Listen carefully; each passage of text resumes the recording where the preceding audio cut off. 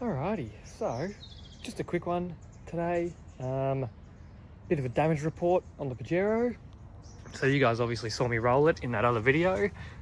There's the damage there for that one. So it could be worse, you know, nothing too crazy.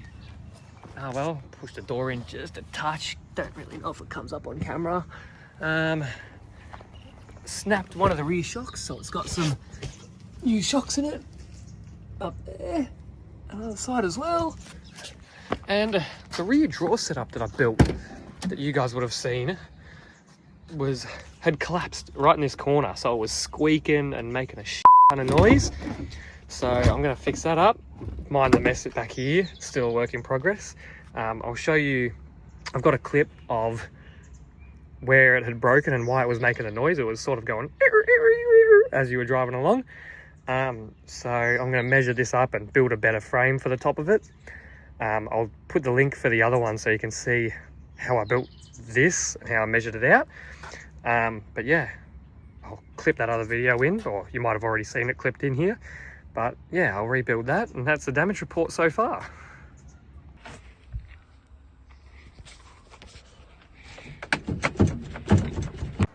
You also might have noticed in the last video, the roof rack. So I've got an awning on there, just held in with a couple of brackets, jerry can holder, just because she's a bit thirsty, the old V6, and some recovery boards, just in case. Doesn't hurt to carry them around. I haven't had to use them yet, luckily, but I guess we'll wait and see. I reckon I'll have a time at some point where I'll need them. I'm thinking about getting a real thin solar mat and putting it on the underside. That way I can still use the top side of it. And yeah, I've also got some side steps and sliders, which I'll have to custom fab up to this. I reckon I'll just get some fence gate joiners and use those. But yeah, we'll get onto that and you'll see a couple bits and pieces in this video and we'll go from there. This is these side steps that I've got. So they'll go on up to the bull bar, so I'll have some scrub rails. Should be a good thing for the old girl. Got to paint them black and figure out some mounting points, but should be all right. Should do the job for me.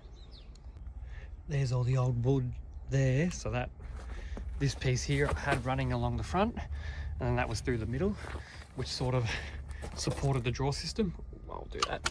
Gave it a bit of a clean up so it looks a bit nicer in here now. So instead of doing all that overcomplicated mess, all I'm going to do, my boss has got some plywood for me that he is willing to donate, which is very nice of him. So I'm just going to measure this, make it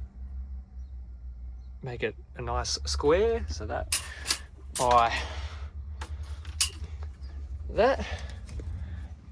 So I'll measure that up properly, and then I'll cut it to shape and just sit the wood on the top, and I'll screw it in all the way around along the edges here. And then when I put the drawers back on the top, what I'll do is I'll screw the drawers into the flat piece of wood all the way along to pull the wood up in the center as well. So it should be quite solid as compared to the overcomplicated last mess that I had. So we'll see how we go. Alrighty, so I've just cut a shape out of this one. This isn't exactly square, so I did 900 plus the extra little bit that I needed, which is on the top there. So I've got this cut to shape now and go pop it in the car.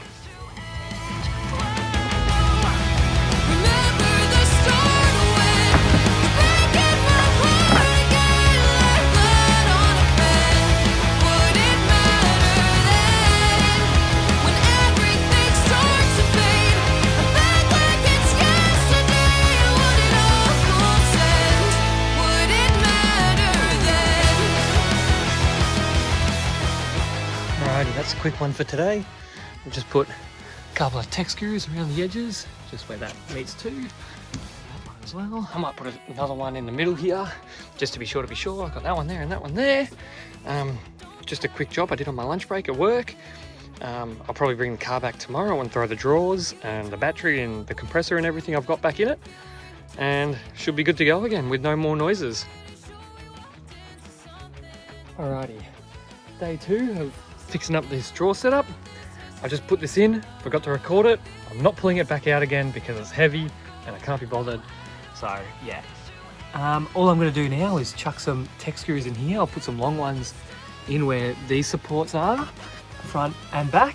And then I'll chuck some shorter ones in here just to hold that and put the base up to it.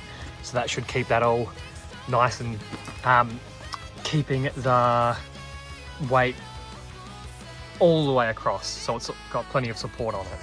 So I'll do that now. Would it matter then? Would it matter then? Alrighty, so I just threw a couple tech screws in there, all the way along. There's two there, there, and there, and there, and there. I'll throw the drawers in, then I'll mount this battery back in behind here. I'll mount my compressor there, and it should be good to go again.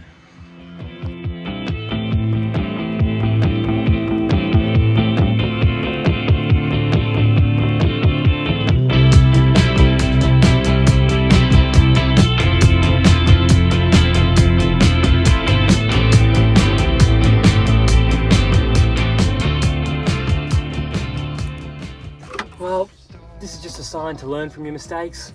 I've just gone to put the lid on the battery box and it doesn't fit. I've left too much space between the drawers and the door and now I can't get it in. So I'll just have to move that back, but that's a job for another day. I've got to get back to work and yeah, we'll probably continue on tomorrow.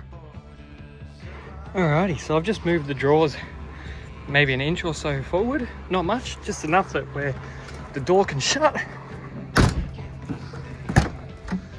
I got it like that, and now that fits on with no problem at all. Plenty of space between the terminals and the metal frame. So yeah, I'll keep throwing it back together and should be done very shortly.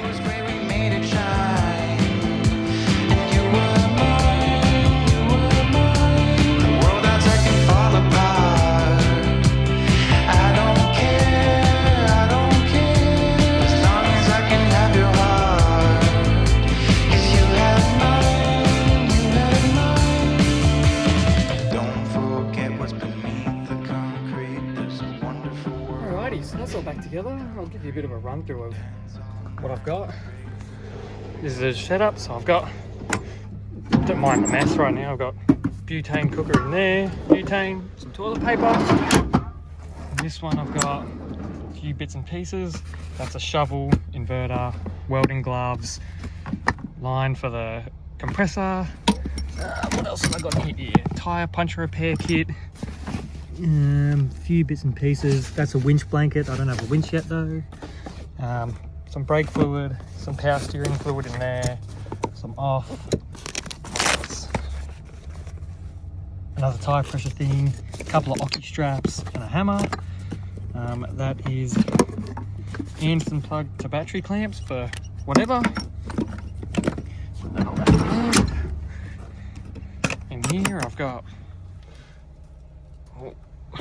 egg holder, that's full of utensils and stuff, and more butane, chopping boards, more butane, tongs, salt and pepper. I do need to give this a bit of a clean up. Some oil down there. Oh, should put that stuff back in here, hey.